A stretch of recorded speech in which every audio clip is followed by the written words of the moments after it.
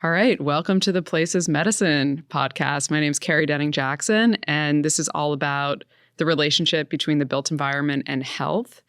Think about the built environment. It's everything from the places we work to the homes we live in, schools, parks, you name it. The last episode, which was the first episode, focused very expansively to just set the stage on creativity and multisensory spaces and kind of the pinnacle of humanity is creativity. So we talked about how the built environment can enable that for others, and then how you can set up your own spaces to be the best self possible. But this episode, we are getting down to brass tacks. We are going back to maybe what people assume this is about. And so I brought my dear friend, Andrew Staniforth, onto this podcast. And so there's going to be some giggles throughout, which is amazing. And his surrogate is currently in labor. So early labor. After this, he's going to get on a plane and fly to Alabama. So maybe he leaves midway.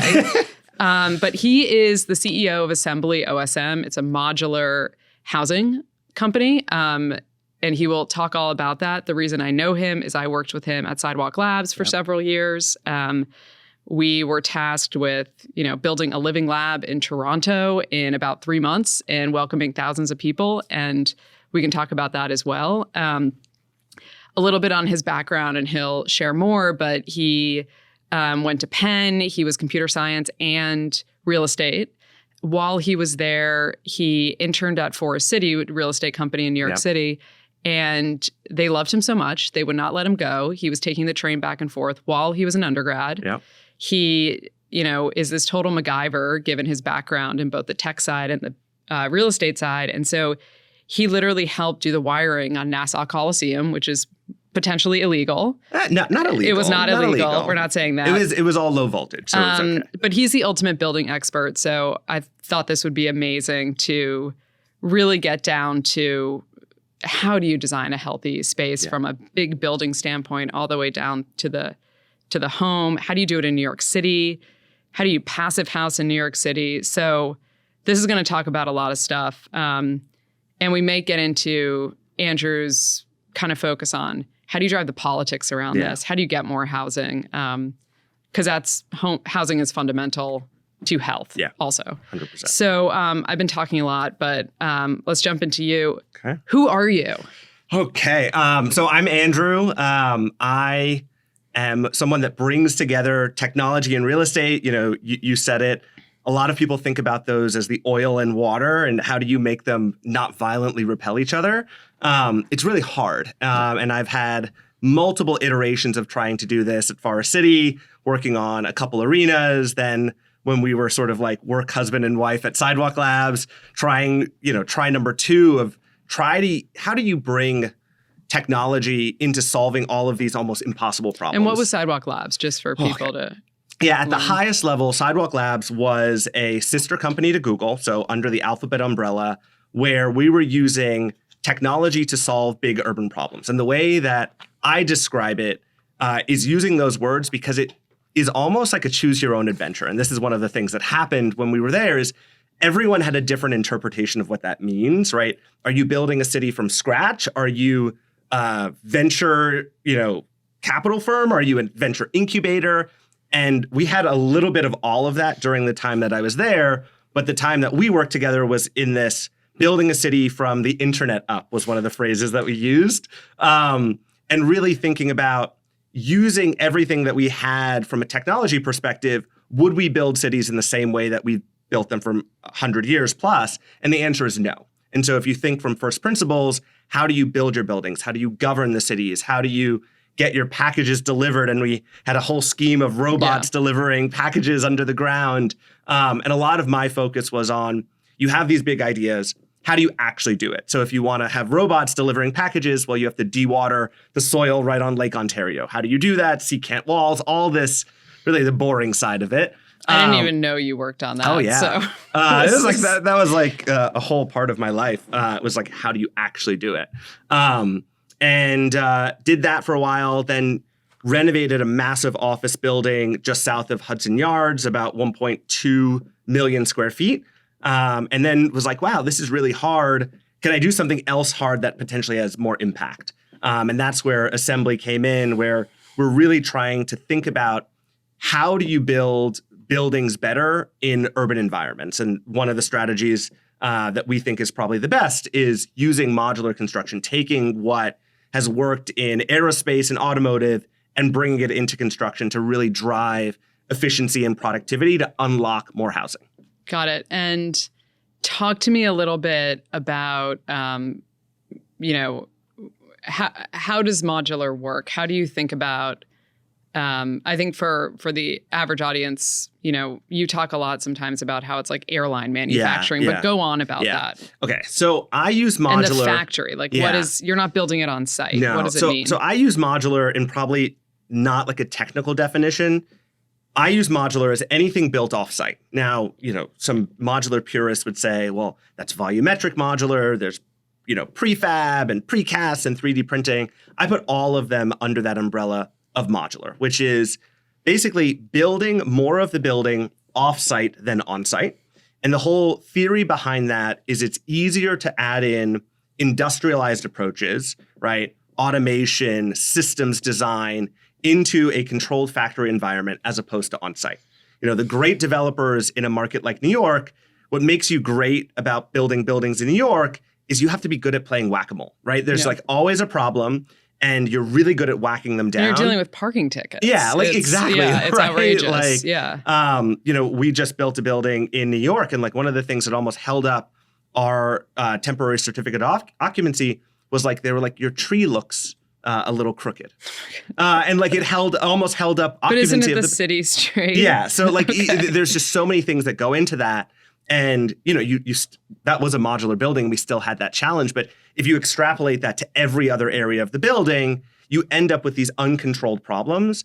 And what our theory is if you can turn all of these challenges into something that you can build systems around, then you can have a better chance of solving them. So we don't eliminate all risk, but what we do is we translate it from sort of amorphous risk into risk that you can then manage with a lot of the playbook that has been deployed in aerospace and automotive for the last 50, 60 years. I love it.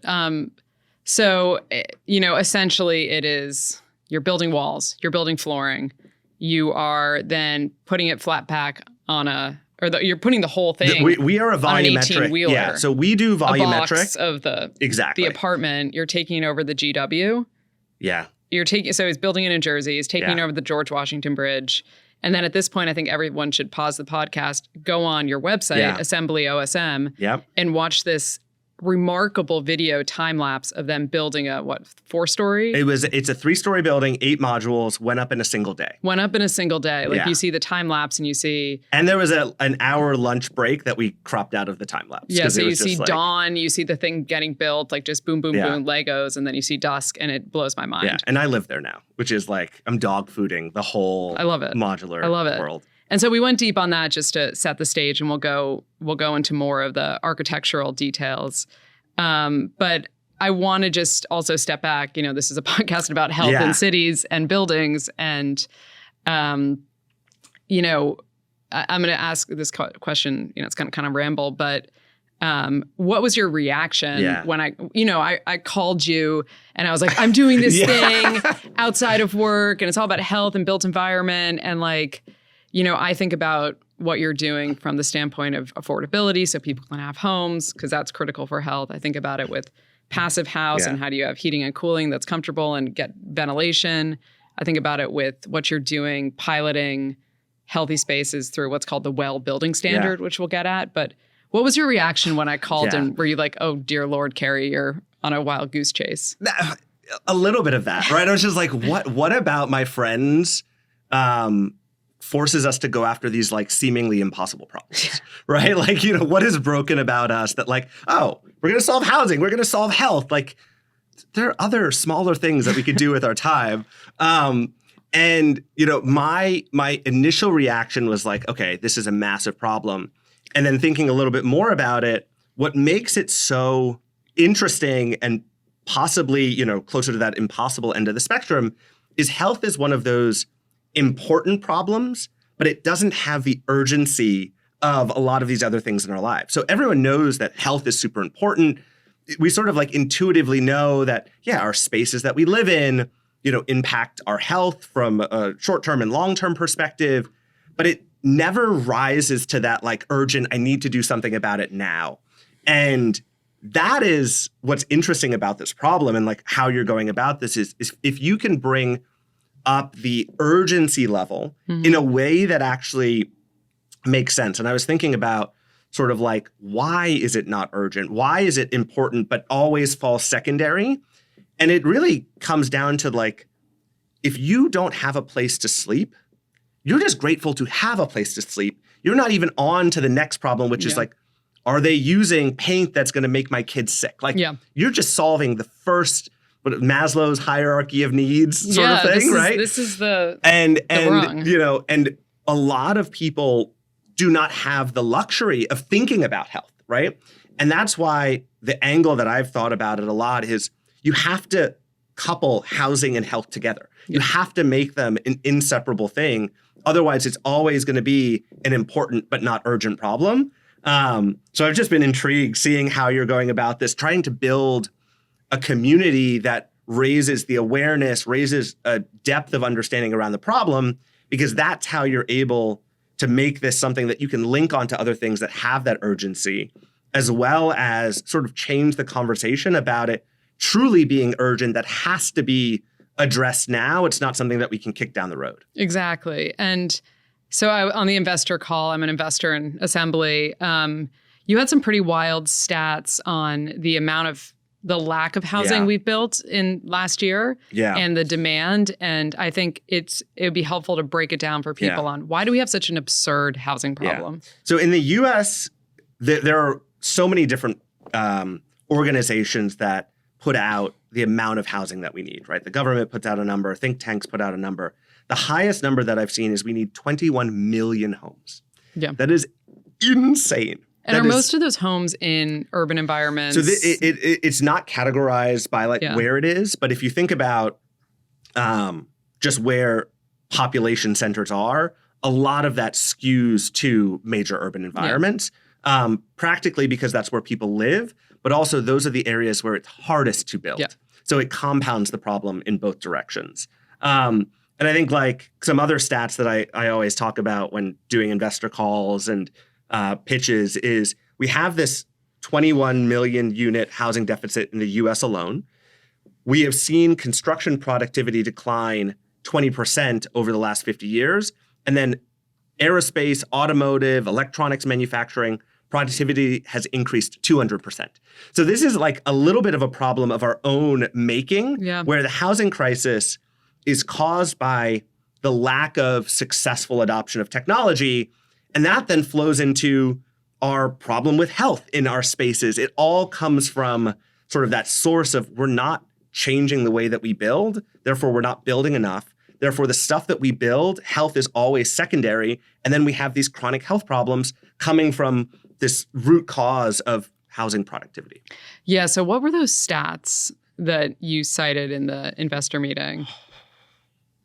Around the number of units? It was like the number of new buildings built or units built in the past. Yeah. So one of the crazy stats is that in New York City, in 2024, there were 0 free market meaning private developers starting building greater than 10 stories in the whole year, right? And then you go back to like 2016, 2017, that number is typically like 100 to 200. And so it fell from that to 0. There were a couple other buildings that started. They were all government-initiated projects. And the average time it took for them to get to the place where they started in 24 was 7 years. And so we have a problem around building housing. And that's not just like a construction problem. That is a political problem. That is a financing capital markets problem that all feed into this inability in a market like New York where we need so much housing, we just can't do it. One of the things, like you talk about health being kind of on the bottom rung, and this has been my experience with it as well. Like it took a while to dawn on me that, oh my gosh, my role in the built environment actually plays a massive part in people's health. Yeah. And I had no concept that certain decisions that were being made, not necessarily my responsibility, but we're actually making things worse for Yeah, people. yeah. And, there, in some sense, I think architects and builders, we need to take a Hippocratic oath before we graduate. But one of the things I've noticed, especially right now for me, I just took on the role of running sustainability for our firm. We're at this point, something in the mid-teens billion in assets under management. We're global. And, there is so much push to decarbonize, cut down water, cut down waste. Like we're putting out our 2050 targets right now, but there's not the same thing about health at all. So it's like you're trying to do this affordably, negotiating with unions, talking to the New York Fire Department, building. You're trying to hit a New York City local law 97. Well, that's commercial, I believe, or is it both? It's both. Yeah. So in my mind, health probably just boils to the bottom. Yeah. So how do you think about it? How do you square it with investors, with whoever?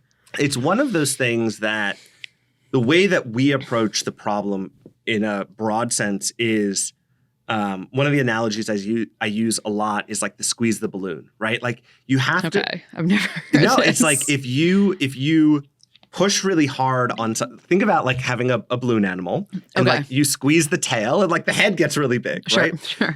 Okay. Anything related to these competing interests, if you aren't careful, you end up with a squeeze the balloon problem. You focus too much on, decarbonization, and then all of a sudden you're not prioritizing health, right? Or you focus too much on affordability and you actually end up with a subpar product. And it really is, you have to think about the full balloon animal, right? Yeah. Where everything has a level of importance and a level of urgency where you go about it with all of these, all of these held at almost equal weight.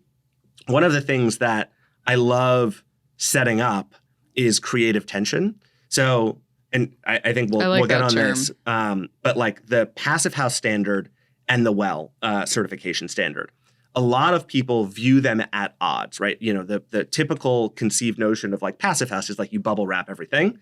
Yeah. And WELL is all about like, airflow and stuff like that. Yeah. They actually, if you really dive in, are not incompatible, but the perceived idea is that they are. And so one of the things that we decided to do is like hold competing standards at the same level of importance. And that's where you end up with the development of solutions that actually reconcile both. I love that. And I want to get into that. I think before we jump in, explain what Passive House is to a layperson. And then, I think a lot of people who do know about Passive House think about it with, a gorgeous single family home in the Hudson Valley, and it's expensive. Yeah. And the idea that you're building Passive House in New York City in a multifamily, I think is remarkable. So let's just go deep on that. Okay. So Passive House, there's probably 12 technical definitions, and there's all these like Passive House Institute and Passive House US. The way I think about it is super low efficiency homes to the point where they're almost or actually passive. So it means you do not need energy to heat and cool them and run all of the services of the building. The threshold that most people shoot for is like up to a 90% reduction in actually energy use. The way that you typically go about that is you do a ton of insulation, which makes the building much more, airtight. And then you put in very, very small heating and cooling. And then you put in mechanical ventilation because you've basically bubble wrapped everything. So you have to control that airflow in and out.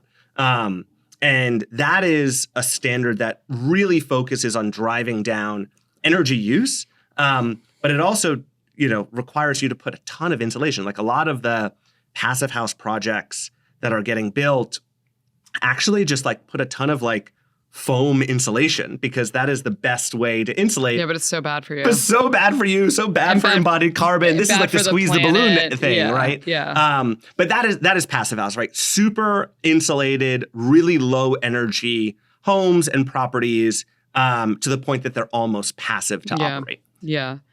And then so talk to me about, because I've read a lot about it and I've listened to podcasts about this friction, because healthy homes, they need airflow. Yeah. And how do you deal with that with a bubble wrapped home? Okay. So this is one of those things that is more of a perception issue than a actual issue, but there's an element of like human error in it as well. So passive house, super airtight. And what you're trying to do there is you're trying to eliminate unwanted airflow, like the uncontrolled airflow, like the leaks that come in between your buildings. You're not trying to eliminate all airflow. So when you build a passive house building, you end up putting in what's called a mechanical ventilation system, which is basically like, you think about the exhaust fan in your bathroom, but think about that for every single room where it's bringing air in and air out. And then you're also heat exchanging that air. So you're not just like pumping cold or hot air out of the building.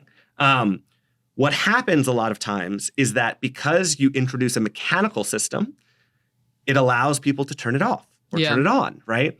And that introduces an element of human error where if you don't turn on the mechanical ventilation system, there is no airflow, and then you get mold issues and stuff like that. And this is one of those almost like user experience, journey things that we have to think about as an industry to eliminate that. And a lot of, different groups of people. I was talking to an affordable housing developer who attempted to build passive house, built a few passive house buildings, and moved away from it because the tenants turned off all of the mechanical ventilation systems because they were like, I don't know what this is. I'm just going to turn it off. And they ended up having mold issues because of that. And how do we think about, well, are there groups of people, are there cultural things that like don't leave lights on, don't leave fans on when you leave the house? Yeah, absolutely. That you need to think about now. This system has to be more automatic. Maybe it needs to be centralized to overcome and who's some. paying for this in this situation? Are the tenants paying? Like, explain that. Are they paying their electrical bills? So they're like, hey, I'm going out of town. I'm turning this off. Yeah. A lot of times these systems will be on the tenant's meter just because they're a decentralized system. So, the exhaust fan in your bathroom is on your meter. Markets like New York and our affordable housing here are very specific about what you can and cannot put on the tenant meter. So I think this is probably one of those things that is allowed on the tenant meter because it's not a lot of energy use, but the perception is that it is, right? Yeah. And I think that's one of the challenges is just overcoming some of these perception and cultural things that just people turn off the fans. Yeah, I mean, I turn off my my vent over my induction stove. Yeah, because I think it's kind of an annoying sound. Yes. So talk to me about the cost of this and where do you reap the rewards on, reducing your energy spend? So the main benefit for passive house for, the end users is energy costs, right? So it really does drive down your energy use. From our perspective, as someone building it, our goal is to make the premium of passive house as close to zero as possible by building it offsite. So a lot of times passive house has a lot of extra insulation. It has a lot of very specific ways that you would go about like sealing every outlet that's just more labor intensive and more complex that every subcontractor in a conventional world wouldn't be able to do. But in a factory setting, you can have training programs that allow people to do it without that extra cost. So for us, our goal is to bring passive house level efficiency without the premium associated with passive house. And that is one of the things that we think is necessary to unlock what you were talking about earlier, which was it's typically for like the luxury homes. You see a lot of these, eco homes and stuff that deploy passive house. And what is now happening is we're seeing the necessity of moving it into large-scale multifamily and urban markets. Yeah, which I think is amazing. I want to quickly ask, what kind of insulation do you use? I'm curious on that. Yeah, you're going to tell me it's all not good. I know. I was maybe I should have not asked you this. There's multiple levels of insulation. Typically on the exterior of the building, because we build non-combustible buildings, we're using a mineral wool continuous insulation. And then in between all of the studs, in a standard wall condition, we'll have like a batt fiberglass material. Because we build non-combustible, meaning, it doesn't burn, we don't use a lot of foam insulation because that is very, very combustible. We don't use like the spray foam stuff. because you can't really do that in a market like New York. But a lot of passive house projects that are like single family homes, they will use a lot of like foam-based insulation. Yeah, which is, from what I've heard, it just like doesn't breathe. And if you need to remove it for any point, it's nearly impossible. It's also not great for you. It's not great for the planet. So that's great to hear. I think the behavioral piece is so interesting. Yeah. Before people move in, are you briefing them? Are you like, how do you do that? No, because like, and this is one of those like, why this problem is so hard. And I'll go on a little bit of a tangent and then come back. But the way that real estate gets built is that there are so many stakeholders. We think that there's like this one topology of a developer, and the developer makes all the decisions and they own the building forever. And like, you know, they can control it's what the something like 25 stakeholders. Yes, exactly. It's right. Outrageous. It's like the developer is probably partnered with another developer. They have a co-GP. They probably have LPs in the deal. If it's a large deal, they probably have a construction lender that's also syndicated out the loan, so split up that loan. Then they have insurers. They have all the consultants that have their professional liability policies on the line. And so it makes it very hard for any single stakeholder to have the type of change or impact, because when you have like a large group of stakeholders, what you do is you just bias to the average. Like you bias to what you've all done before. It's really hard to move all of those people at the same direction. So the way that we have thought about it and why we are a design builder as a modular company instead of just being like a factory operator is we're trying to take as many of those stakeholders into the Assembly umbrella as possible so that we can, you know, just check off the number of people that we need to like move forward in this direction. The one stakeholder that we are not pulling into our umbrella is we are not the developer. We're not the owner of the building. Yeah. That is still You're not the property manager. We're not the property manager. We take the building from concept, right, where it's a sketch, it's a zoning study, all the way through to like certificate of occupancy. But there's a handoff there where I don't control how they run the building. Maybe you should have it integrated and be separate. That's what not always, but we do manage some of our... It is one of those things that I think is a great strategy.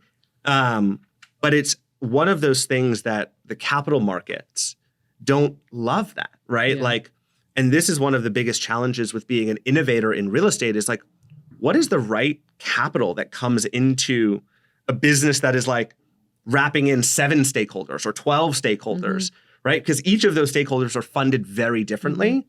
So who funds it? And this was one of the things that I actually probably learned from our arena days, right? Working on Barclays and Nassau is we had the stakeholders, we had, you know, the team that ran the arena. Yeah. And so there was a level of like continuity there. And we saw that like we might make the best decision possible. And they're like, oh, we don't do this. We're not going to do this. And that feedback loop was very eye-opening on, even though they were part of us, there was that disconnect.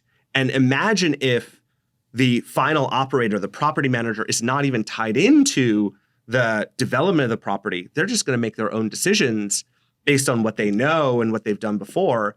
And that's really challenging. And I think we're in a moment now where there's enough of like cracks in the existing system that I think that new models are going to emerge. I don't know what is going to be the catalyst to that. Yeah. We've seen it happen in other countries, but I think we're at this moment where we can't build enough housing.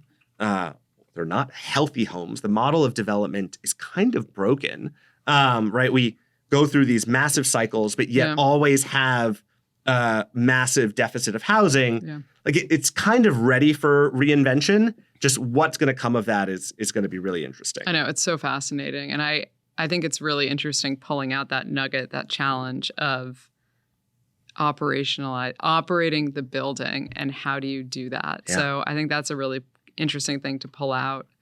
And if anyone listening who is in this space, that's something to really engage on. Do you know, this is what they do in Japan. Contractors operate buildings. It is a general contractor, property manager combined, not the developer. Wow. So there's someone that owns the building, right?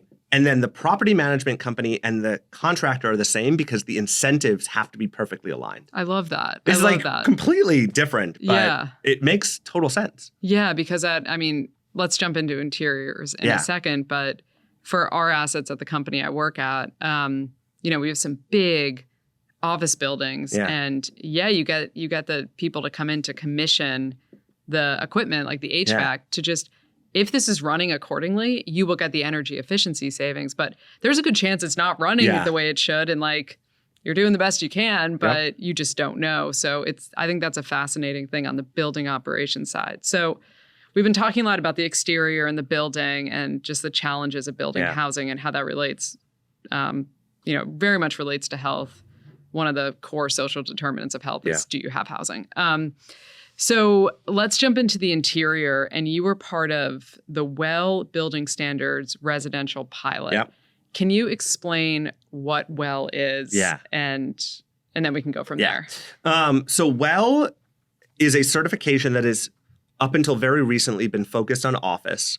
And it has been a certification that prioritizes health in the broadest sense. So that is air quality, water quality, light, access to outdoors, noise, all of these things that through research has determined that is really important when you're in an office building for, somewhere between 7 and 12 hours a day. Yeah, it's productivity. It's like... And it was really successful in the office market because, pre-COVID, office had become a little bit of like a differentiator among companies, right? You want to have a good place to work.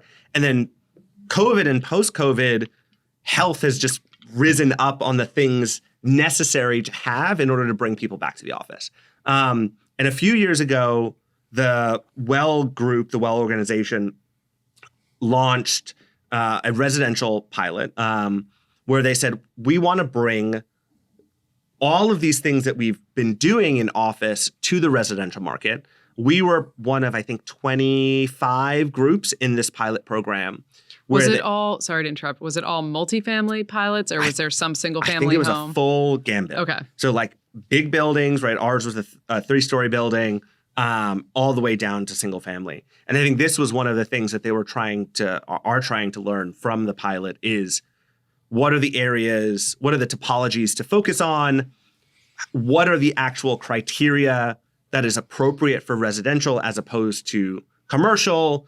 How can people actually do this? Is there the information? Do the people actually performing this work have the ability to do the type of checklists and management and procedure necessary to get that certification? So I think it has been pretty successful. I know we just submitted our final checklist with all the information. Yeah. I think it's really important. And as I mentioned before, we wanted to do passive house because of the carbon side, and we wanted to introduce the WELL because we wanted to show that you could do both. I love that. I want to get into, what the hell did you do in the building? Yeah. And I also want to talk about financially, what did this mean? Yeah. But maybe, what did you have to do? Yeah. So I think WELL had less of a financial impact than passive house.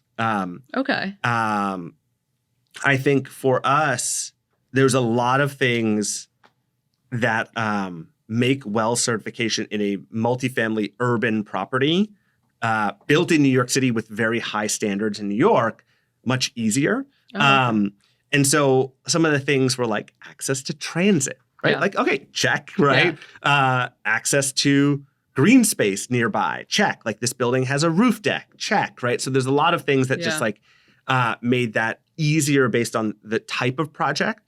The things that were probably harder and what we had to spend a lot of time on is just a huge amount of data necessary to validate whether things are healthy or not, right? And this is where, and we have a lot more data than conventional contractors just based on how we order things for our factories. And it was still combining a ton of data because you need to understand what is not in just the surface level of things. You need to understand like 3 levels down what is going into all the materials, right? Like how much paint went onto this wall? Like did the contractor that actually did the stacking use the paint that we specified, or did they propose something different? And like, did we catch it? Like, so all of these things that we had to make sure, and there's a process in architecture and construction called like approved alternates, right? And that's actually probably one of the hardest pieces about data collection is you might specify all of the things properly in your drawings, in your spec books. And then when it goes into actual construction, the subcontractor can propose an alternative.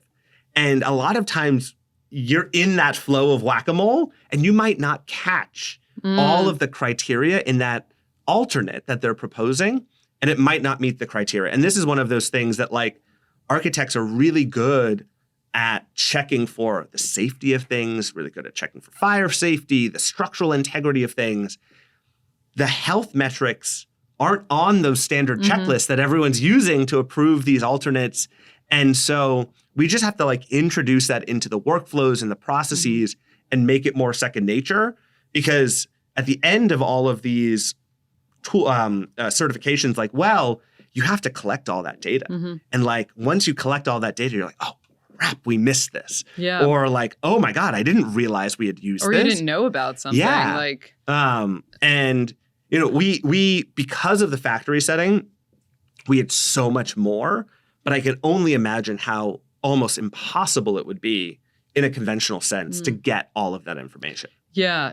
I think that's accurate. So what was the level of, you know, what were they looking at flooring? Is that the reason you pushed that insulation? Did you look at, you know, countertops, paint? Like, give me the depth of what well covered. Every material in the building. That's amazing. Every material. Did they also go down to like, do you have water filtration? We don't have water filtration. I am sure that was a category that we could have, similar to like the LEED program where you like can choose different ways, the points, right? So like we did not go for that category. I'm sure that was something that we could have gone for. And in my experience, you know, when I'm researching certain things, you know, paint or flooring, I am not a chemist. It is very hard to even know, is this thing bad for me?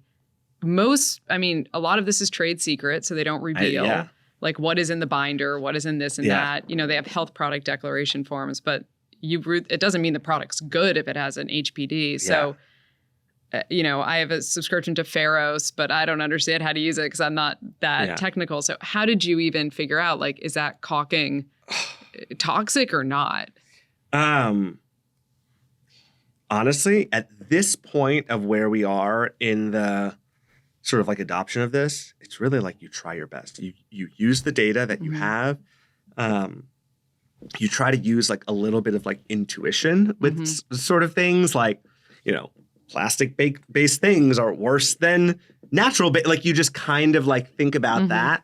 And honestly, be the squeaky wheel with your suppliers and manufacturers in terms of like ask them the questions, right? The more that they get asked these questions, the more likely they're going to have the answers, maybe not for the project you're working on now, but for subsequent projects. If no one's asking, they're not going to collect this data and they're not going to have it at their fingertips to help you make these decisions. But if you sort of like don't feel shy about asking and pushing, I think that just helps move it along. But your whole point, it actually reminds me of when I sent you a picture of the nursery. You scared me. I was like, oh my God, did I like actually just put something in? Well, it's horrible, the situation for consumers. We don't know the ingredient I have no list. clue. And I'm like, I like, we chose all this furniture, a rug, wallpaper. And I sent it to Carrie and she's like, oh my God, you need to return all of this. I'm like, wait, no, but like, it's green certified. It has this health rating. And like, I'm like, I think You I don't did. know. I don't know, right? And you're a building professional. Yes. And that's what I find so sad and frustrating in this situation. Why are we putting chemicals and flame retardants into the consumer, stream? And you then have to have researchers after the fact. A study came out just this week that in mattresses that have flame retardants, they looked at mattresses across North America, Mexico, Canada, US, high end, low end. And, if anyone's had a baby, they run hot. And the heat from their bodies was emitting flame retardants. And it's like, as a parent, you get choked up, and it's like, how are you supposed to know that? Yeah. That is so wrong. There's no FDA for goods. And, I have to give a call out to this group called Safer Chemistry Impact Fund, this guy named Bill Walsh, who's been in this space forever, but he is creating what he calls donuts, where he looks at, he started with the electronics industry with Apple and others, and he looked at all the materials that went into the products and had a great collaboration with them, and, made sure when it was IP, it was closely kept. But he was able to rate the products red, orange, yellow, green, and then, a gray one for undisclosed, unknown. But it gives people confidence of the materials. He did the same thing for makeup, which is a huge one. The amount of toxic stuff we put on our face is, again, this awful thing. Why isn't anyone looking at this? And he's starting with the construction industry, but it's something like almost half of construction materials. It's undisclosed what's in them. But, this is rambling. But what I think is really exciting, with what you're doing, and then I think what's exciting that my company's doing, and why, I feel like I'm in the right spot right now, is there's only so much a consumer can do. You're not buying a rug all the time.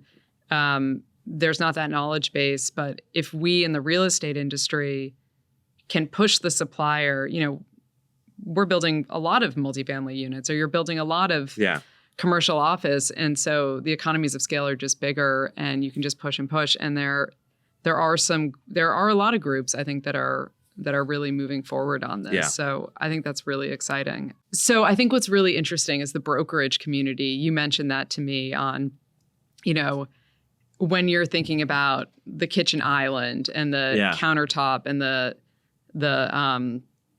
cabinetry, they're actually the ones driving it because they know what the consumer wants, or they know the consumer wants a full building water filter. So talk to me about the role of the broker community. So in a lot of the more sophisticated developers will leverage these large, residential brokers. They have new development groups within these brokerages, and their whole job is to be the tip of the spear with these consumers, right? What are consumers looking for in a building built in 2025, and then bringing that back to the developer. And that can be around the appliances, the features, whether sustainability is hot or not, whether healthy buildings. Do they want a sauna? Is that the like new what are the thing? amenities? The kids' room, right? Like what are these things that are necessary to be at the forefront? And this is, going back to our stakeholder thing. This is another group of stakeholders that is necessary in order to figure out what the consumers want, because you're, half a step removed from that. And it's really interesting. Like a lot of this, you can kind of get a pulse on what people's priorities are based on what the brokers tell you, right? Mm-hmm. So there are waves when it's like really, really focused on health and sustainability and wellness. And then it's like, nope, cost, put vinyl, luxury vinyl tile down. Which is horrible for you. Yeah, and nope, we have to maximize that. And then we swing to something like, okay, everyone wants home offices and then return to work. Okay, now we don't want that anymore. And so there's a little bit of like, the brokers have the most recent tip of the spear information. You have to sort of digest that and really understand, well, that is what's current. This building is going to be built and last for 100 years, right? How do we think about what is necessary in order to rent this building at market absorption rates, but also think about what is going to make this building a successful building for multiple generations? And this is one of those like good developers are very good at taking what the brokers say, digesting it, knowing that it's really important, but also thinking about who's going to hold this building for 100 years and what do people want and the flexibility behind that, and the things that might be important in 6 quarters from now when the building's actually leasing up, right? And so they're great resources because they have such of that fresh information. But you also have to make sure that you're not building a trendy building that's going to last for 100 years. Yeah, and I think that with the brokerage community, like that's something where you put me in touch with a fantastic broker, Douglas Elliman, and he and I were talking about bringing in someone to help educate their community on this stuff, because the second you hear about the health impacts, you're just like, oh my gosh, my family, me. Yeah. And I think, not, we can crystal ball it, but I think one of the demands from people is going to be full building water filters. I think people are waking up to PFAS. They're waking up to just, what is in the water. And I'm not talking about fluoride. There's a lot more. And you can have a water filter on your tap or your Brita, but it's not filtering your shower. And for me, the scary one is the tub water for your child that's soaking in this thing for a half an hour. What on earth are they in? And so I think we'll start to see premiums on that type of thing. There's a company that we're potentially working with that does full building water filters, and they've put them in a lot of affordable, because that's often where the water is pretty bad. And, you're spending a lot of money on bottled water, which is just ridiculous. And when they've put these in affordable housing, there's actually been a premium there. So if you're able to get a premium, and for the end user, yes, it's a premium, but they're not spending money on bottled water. If you're able to get a premium in, government housing, like there's going to be a premium for a high rise in New York City. So how do you see a growing trend in passive house, well building standards in New York? If I wanted to, we might move, would I be able to find such a thing? Like, what do you think here? There are a few buildings in New York that are passive house, right, and pushing it. We are seeing it emerge in different markets. Like Massachusetts, actually, the way they do their energy code for the state is they write multiple energy codes, and then the individual jurisdictions adopt one of those multiple state-level energy codes. Their stretch energy code is passive house. And multiple jurisdictions in Massachusetts, Boston, Worcester have adopted the stretch energy code. So now, in order to build in those markets, you are building fully passive house. Is there any carrot with that, or it's just this is the regulation in this community? I think that I don't think there's a direct carrot. I think there are carrots that are sort of outside of it, related to some of the green financing that's available. And then also like the energy savings that come from the buildings. Like theoretically, what you're doing is you're trading initial upfront cost for lower operating costs down the road. What changes that equation a little bit is it's often the energy cost of the renter. Yeah, it's not the developer. So it makes it a little bit harder. But maybe you're getting that rent premium. Exactly. And then you have to make sure that they're operating the building accordingly and knowing what to do and with like their this whole idea of like human error when you introduce these more sophisticated systems, like are they going to be run in the way that actually reaps the savings? Yeah. Well, what's wild in my situation is like we have a Nest, and it'll turn off our HVAC when we're not in the house. And, it's just, we can change that, but it's just a fact of that. So I would, this has been amazing, and I think it's fascinating, and it's optimistic that we have people out there that are tackling affordability, that are tackling passive house, and who have a sophisticated understanding of that dynamic. I think that's wonderful. And so thank you. I'm really happy, and it's been amazing to have you on. I think, wrapping up, I'd love to ask, you could, do you have advice for professionals or advice for everyday people? And then I'd love to ask you about, is there a place in the world where you have felt, whether it's indoor or outdoor, a sense of thriving health, Yeah. or a place that's been totally crappy and you've realized it and you've made it better. Okay, advice. Professional advice. Without a doubt, you need to have a learning mindset. Like, be addicted to learning. And a sub point to that is learn how you learn. One of the greatest things, sort of like learning hacks for me, is I like talking. You know that. You like talking too. Loudly, yeah. But I literally will sit in a conference room with the Chat GPT like voice and just have a full-on conversation about anything. And it's like having a private tutor give you a full lesson. You're like, and you can interrupt them. You can be rude. Like, I don't understand what you just said. Explain this to me again. I've never done that voice. Oh my God. It is type. So great. It's so great. That's wonderful. I did a whole, like maybe 45 minutes on yesterday on British affordable housing. I was like, I don't understand enough about this. And if you think about like British affordable housing. Yeah, I just wanted to understand the system. Okay. And what's really nice about the tools we have today is like, I know enough about US affordable housing, New York affordable housing. And if you're just reading an article on like a government page, you can't interrupt it and say, give it to me in terms of New York City. Is this the same program? And then I'll say, well, this is the same program except for this and this and this. And you're like, oh, I get it now. Yeah. So learning mindset and learn how you learn and just like find the tools and go all at it.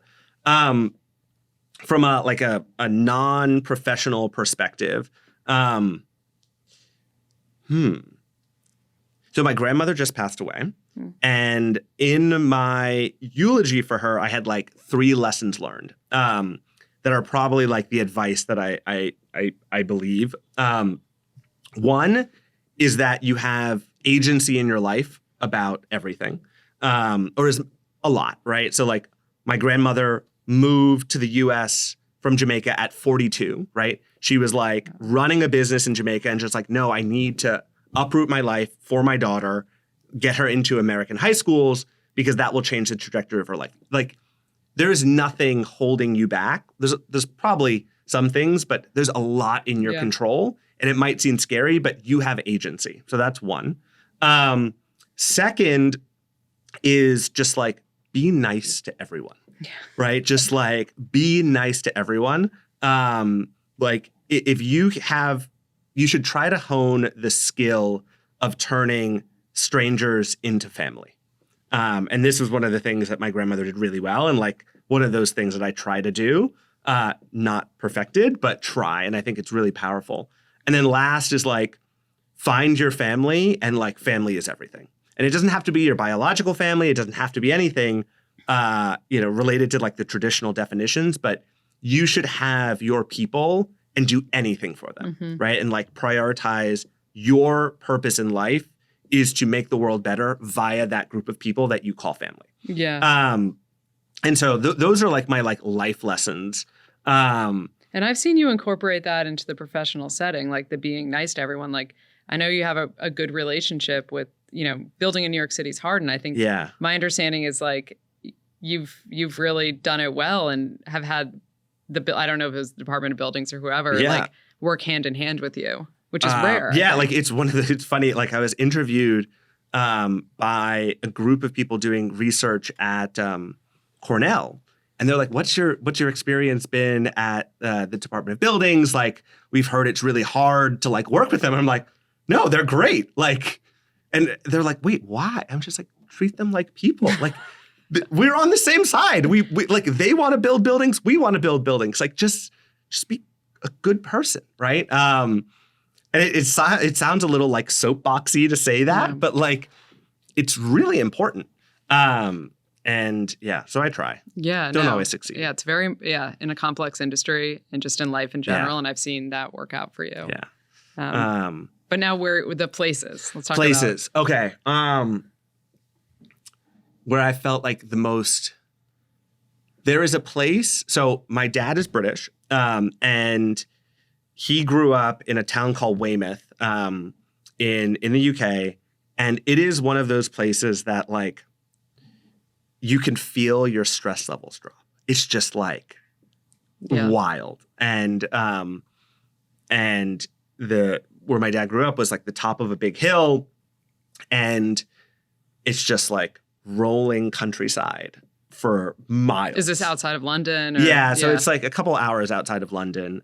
It's like a beach town, but it's like a British beach town, so it's like cold. But it's one of those places that I know it is my like de-stressor place, because whenever I'm stressed, I like impulse look at flights to the UK.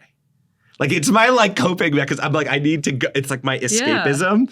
And I think it's just that, like, you know, and there's something about family. Like I love being around family. You're probably outside a bit. It's probably sunny. Yeah. Well, maybe it's not sunny, but you're at least. But you're outside, right? And I think that's probably one of those like nature-induced, like stress-reducing places. That's probably that. My other happy place is Target. Because I'm like a very value-oriented person. But I don't think that is like this I know from all your Bed Bath & Beyond coupons. Yeah, rest in peace. Has there been a place that you could tell really brought your health down?